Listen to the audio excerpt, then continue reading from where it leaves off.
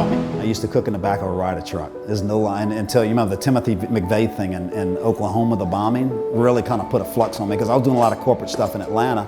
I'd rent these Ryder trucks, get the fold-out tables, fold them out, and I had to clip lights, and we would cook out of the back of this Ryder truck. And that's kind of how we started the Cooking Fresh on site.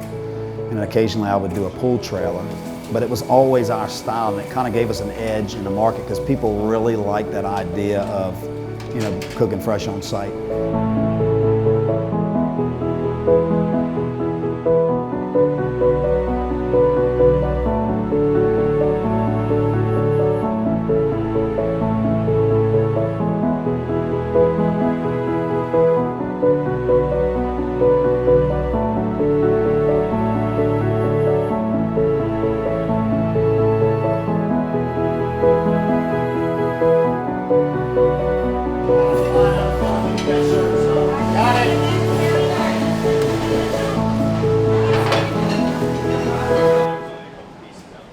Well, I'm from a small town nestled in the middle of Bayou Country, Berwick, Louisiana.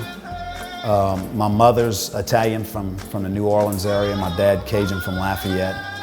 So I think what interests me the most about food were the aromas that came from the kitchens and the backyards in South Louisiana. I mean, my mom cooking a gumbo, it just as a child, I always remember the excitement. Or I was playing wiffle ball in the backyard and I could smell the pot roast cooking and the windows open. I remember those things and going back, it just really, I asked a lot of questions. And I didn't think it was abnormal because a lot of men cook in South Louisiana. So it was just something I really took a liking to. And by the time I was 15, 16 years old, I was able to develop a lot of these recipes myself. Like, you know, people can taste the love that we put into the cuisine. You know, it's not hard to make a meatball. You know, if you love what you do, I believe it really shows in what we do for sure. Sit down and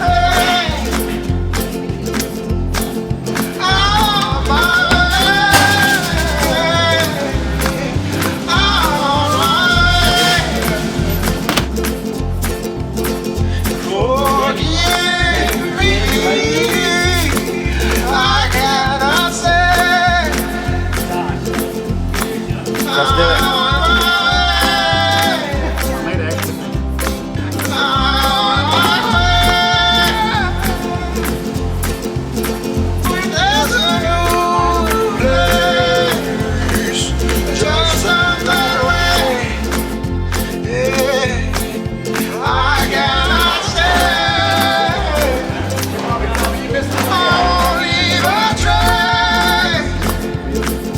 I thought of doing things outside. I didn't know what it was going to be, but places like California, I can remember places like Boston really interest me. I didn't know what they were. We didn't do a lot of traveling as kids other than to the Carolinas and a bunch to the beach. But places like that really, you know, interest me. And when I finally got to where I was at comfortably from a culinary standpoint, I took 2 months and went out west.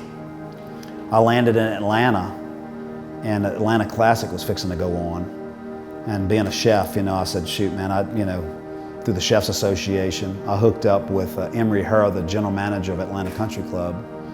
And I helped them for the full week of the Atlanta Classic. And during that time, they asked me to cook an employee meal. And I said, shoot, what better than a jambalaya? Well, little did I know that was kind of the start of Chef Kern Chef Chasson, it used to be at the time, in Atlanta. I cooked that jambalaya and people really, it was an employee meal, and it quickly became other chefs like at Dunwoody Country Club of South was just starting at the time, Cherokee Town and Country Club.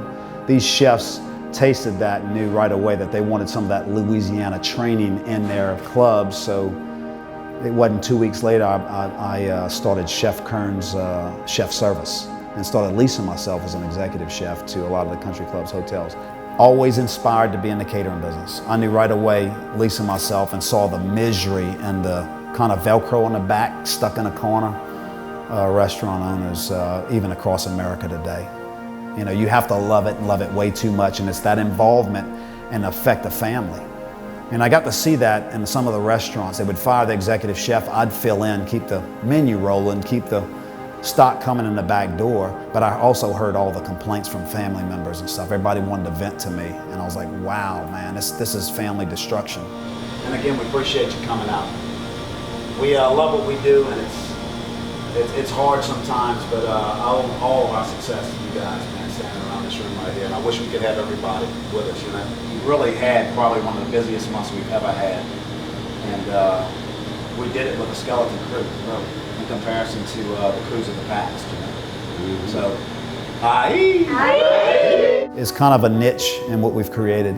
Being in the hospitality and not having, you know, every night being away from the family. It's huge for me. You couldn't pay me $5 million a year to be in that type of environment. Money's not what I'm after. I'm after, you know, the process. My inspiration every day is my faith in God and my attraction to family, you know, and making sure that fits in any of my dreams, because I am a dreamer and I don't know that it'll ever stop. You know, retirement's not something that I've ever focused on. I want to work till I'm 90, you know, and I just believe I love being surrounded by people, creative people. You know, I love sweet, beautiful people. We've been fortunate to accumulate a lot of friends who are just fantastic folks, man.